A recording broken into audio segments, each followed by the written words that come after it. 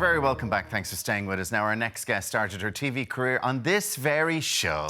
Yes. Then she went on to present in the US, and then she had her own fitness clothing line. Amanda Byram was always destined for success. But some may not know that while achieving amazing milestones, inside, Amanda struggled with her own demons. She's sharing her story in her new book, The Switch, and Amanda joins us now via Skype. Good morning, Amanda.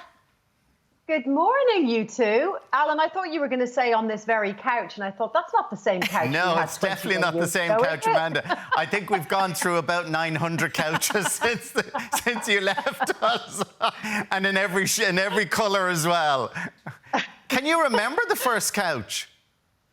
Of course I can, yeah. It was very small. It was just going to say it's a lot smaller. Yeah, I actually have this caricature that you guys had done for me. Oh, brilliant. When I left. Do you remember this? Yeah. See that, Mr. Cagney? There he is. Yeah, that wasn't the couch. That's a little bit smaller. But yes, I do. I remember it like it was yesterday, and it's 21 years ago. Can you believe that? 21 years ago, and you're looking fabulous, and I'm not too bad either. You haven't done bad. You haven't taken it. But it was an exciting time, Amanda, wasn't it? Because it was the first time breakfast television had come to Ireland, and we were all very excited about it. Oh, I mean, to this day, it honestly is one of the most incredible things I've done, because it was like, you know, baby school for me. It was the first time I'd ever been on television. So I learned everything. There we are, Alan. Look at that. Look at us. I cut my teeth on Ireland AM. I made all my mistakes. I learned everything, as I'm sure you did. You know, it was, oh, look at that. Look at it. Look at you. Oh, gosh. But we did. It was rough and ready, but we loved it. I think we're still rough and ready, are we not? Oh, we did. We really loved it. I remember we used to get up at something like 2:30 in the morning, didn't we? And driving down the M50 in the pitch black. Has it changed much since then, Alan? No. Yeah, Alan gets in at 5 to 7. Like, he's cutting corners. I'm such a diva these days, Amanda. Such a diva. Driver collects from 10 to 7. Amanda, tell us about the book and why you decided to write it now. Well, the book, Alan, I suppose, it's been in the making for, I would say, almost 3 decades. You know, I thought it was an important time to write it, not just because now more than ever, people are feeling in a certain way, you know, we speak very unkindly to ourselves. Yo-yo dieting is at an all-time high. Body dysmorphia is at an all-time high. Social media is at an all-time high. So right now is probably a very poignant time to have written it. The reason I wrote it was really very cathartic for me. It was a very personal experience. And I wear my heart on my sleeve a lot, because for 3 decades, I yo-yo dieted. I was struggling with perfection. I was struggling to please. You know, on the outside, everything seemed to look perfect. And perfect is a word I talk about a lot in the book, because there is no such thing as perfection. And we all strive for this unrealistic perfection for so long. And we do this through so many ways. We beat ourselves up emotionally and physically, and we over-exercise. Often we undereat. There's a very, very distinct word, 2 words that I use, and that's disordered eating. And that is, you know, the difference between disordered eating and an eating disorder is that, you know, very many of us suffer from a disordered eating of some form or sort. Because if you feel fear or shame or guilt around food, if you eliminate entire food groups like carbs, you know, that whole slogan, no carbs before marbs, that's disordered eating. So if you're obsessed with clean eating, you know, if you're depriving yourself of entire food groups, a lot of us are dabbling very, very close to the brink with disordered eating. And, you know, especially young men and women in this day and age with social media, it's a really important topic that we have to cover. And Amanda, like, we're looking at the pictures of us back there when Ireland AM started 21 years ago. Were you having those problems then? Alan, and this is why I dug this out this morning, because look at what you all saw of me. I had one hand in a cereal box and a cup of coffee in the other.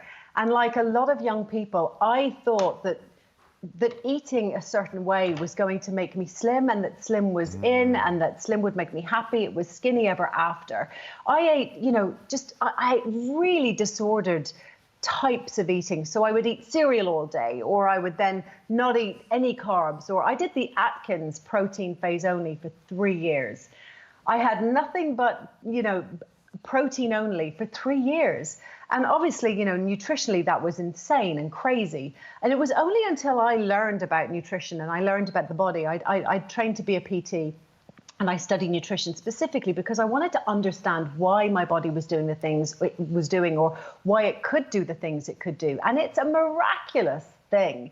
The body is unbelievable. So I learned about ATP, the energy system, why we need carbs to feed our brain, to read the script that you're reading, or to write the book that I wrote, or to carry out daily tasks. And the second I had that education, everything just became clear. And so writing the book for me was really important because I wanted to share that information with so many of us who are confused. And we're confused because consumerism, the diet industry, it feeds us lies, pardon the pun, on a daily basis. And it's time for that to stop.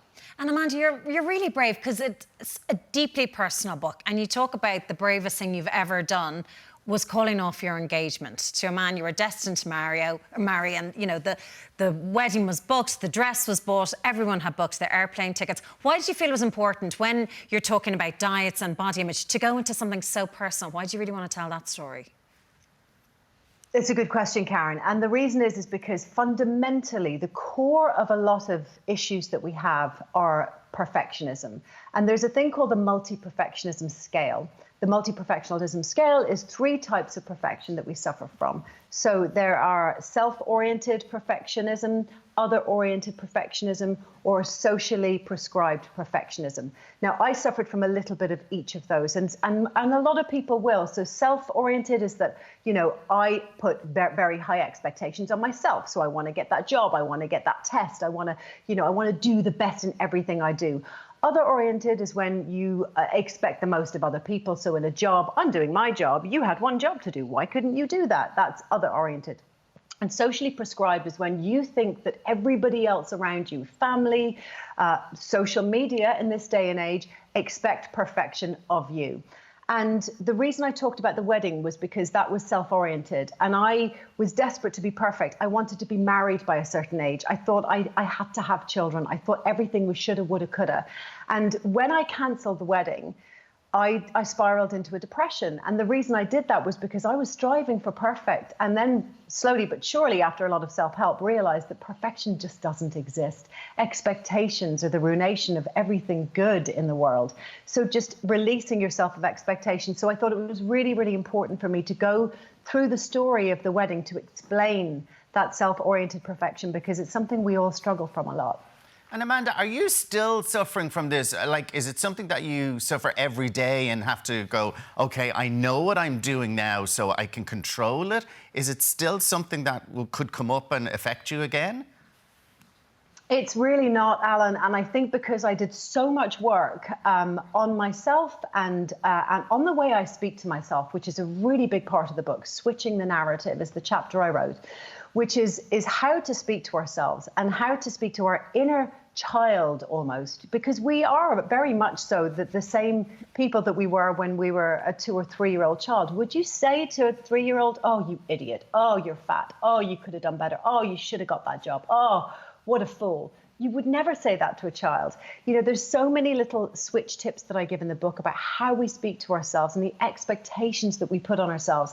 Now I genuinely live day to day stopping myself. Yeah, of course, there are moments when I go to think a certain way, but it's brain plasticity. So neuroplasticity is when you tell yourself to do something enough times, it almost becomes natural. It's like brushing your teeth. We weren't born to brush our teeth, but if you do something for more than 3 weeks or a month in a row, it kind of becomes a natural instinct almost. So now for me, natural instinct is never to call myself names in my head. Or if someone says to me, oh, your dress is beautiful, thank you. I mean, the days when someone would say I looked well and I would reject that compliment, it's a very, very common thing to reject a compliment. And we don't realize just how important it is to accept that compliment. Because if you reject a compliment so many times, that negative voice in your head is going to become the resounding one.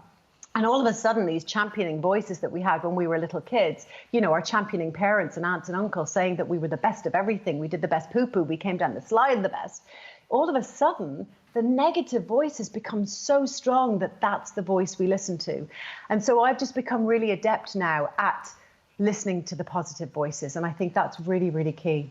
And we need a bit of that today because we're suffering a bit today. There's been news of level 5 restrictions here, Amanda. So we need a bit of positivity. So thank you so much for joining us. Great to see you, Amanda. Oh, thank you. It's really good to see you.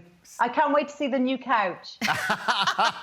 Next time you can come and sit on it. We'll get an upgrade. Socially distanced, of course. Of course.